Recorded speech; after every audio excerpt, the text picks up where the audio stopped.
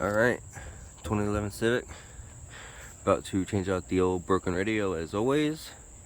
So, on the driver's side here, you're just pull this piece right off. Just grab the change holder and just pull straight down. You have one screw here. Obviously, you're gonna have a few plugs here. Then you should be able to pull this off. And then we're gonna have a screw here. So I'm gonna go ahead and start pulling that off and we'll get right back. Alright, head unit is out. 2 silver screws on the far ends. Obviously you got the plugs. Now obviously all you do is unplug that and plug it back in where it goes. The airbag light, we're just gonna plug it up and tuck it up behind the dash, and the head unit is so big it doesn't have a spot for the light. And then we're gonna mic up in the plastic area, kind of in this closer vicinity. So I guess that's about it for now. And then I'm just gonna plug in the GPS and tuck it up on top of this head unit piece. So we're gonna get this put in and we'll come right back. All right, civic radio is in. Just using the navigation to kind of test it out. But that's pretty much it. And we're out of here. All right, welcome back to the channel. So look at there, you're on a stand finally, right? So today on the Integra, we will be doing the struts. Show you these. So they're not too hard. There's an end, and there's an end, and honestly, I will show you more here. Typically, it's easier for me just to unscrew this than it is to try to pop the ball out. So basically, you just get it. I believe it's a 10 if I recall correctly, and you just kind of screw it out.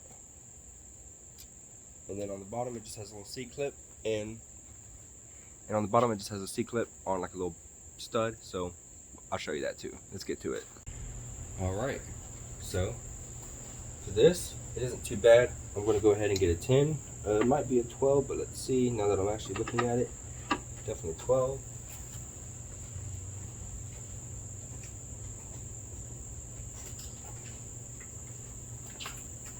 For those of you who are lucky enough to have a Harbor Freight or something similar, you already know, but so it should be 12 there.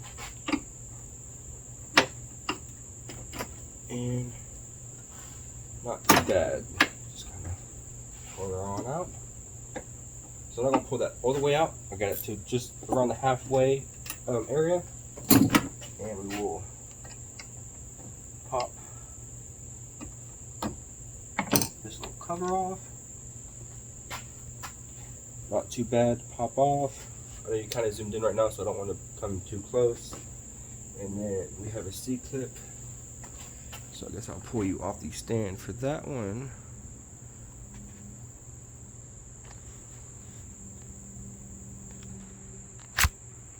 Come back to, I guess, normal. So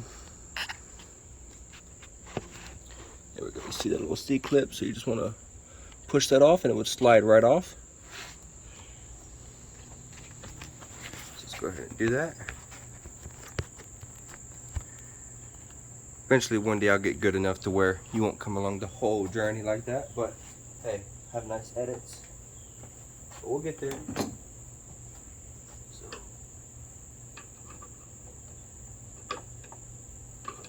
nope, it's two. Now keep in mind these clips, they will fling away pretty easily. So maybe try to shoot them down.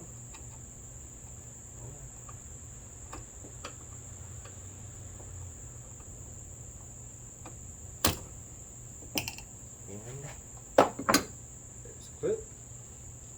So she's ready to come off. So what I would do, I will grab like 12 and I'll go ahead and support the hatch. I'm not sure if you can see all of me doing that. There we go. So here's the 12 and I will go ahead and support the hatch.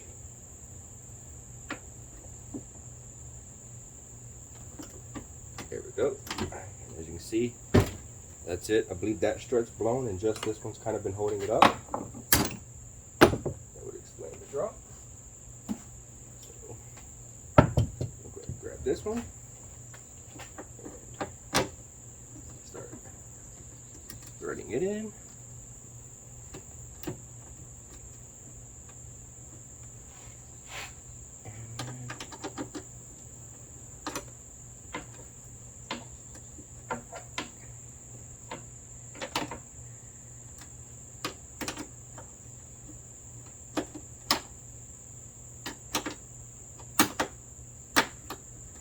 I don't really have anything to hold up this, so here's what it is. Get it really tight. Go ahead and pull that one off. And we'll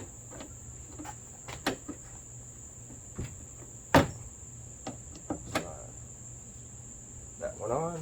And we're going to let go of the hatch again. And also, I don't know if you can tell, but it is sitting much higher. You take this C-clip here, and we'll just push it right back in its groove.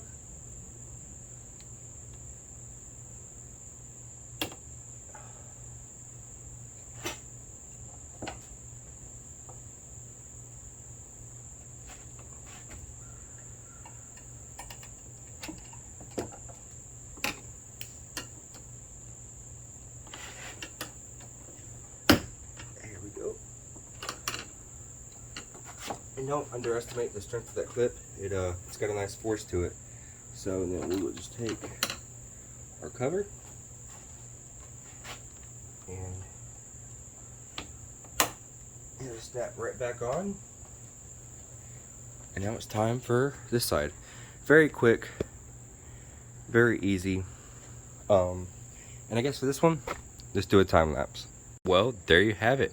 So I don't know, you can tell it is much higher, and gee, feels real good. So see how it springs up. That strut wasn't bad. It's just the hatch, as most people know, is very heavy, especially with the glass in it, so it definitely needs two. But that bent one was kind of blown out, and it was obviously bent, so that definitely made a big difference. But I went and changed them both out. It is what it is. I stuck the other one on the shelf for a spare. Who knows, I might need it down the road, or who knows, maybe that one might need it down the road. Whatever the case, we have that going down. So that is that. Actually, I want to tighten up this wing. It seems a hair bit loose to me, so we're gonna tighten the wing back up. No biggie, but other than that, we are back in business, and car's still running good. Here soon, this way. So here soon, I am planning to make a video, I guess, the rundown of the car, the history of the car, how long I've had it. I know here and there I've had some mentions about it, and nothing too crazy. So I want to go ahead and make a full video on it, really get a good introduction on the car, because this car was bone stock when I got it. Obviously, it is nowhere near that anymore. So, with that being said, this is the Integra strut install, and it's about the same process for the EGE hatches, I believe, too. So, there's, I guess, that. I'm out of here, guys. Have a nice night, evening, night, whatever it is.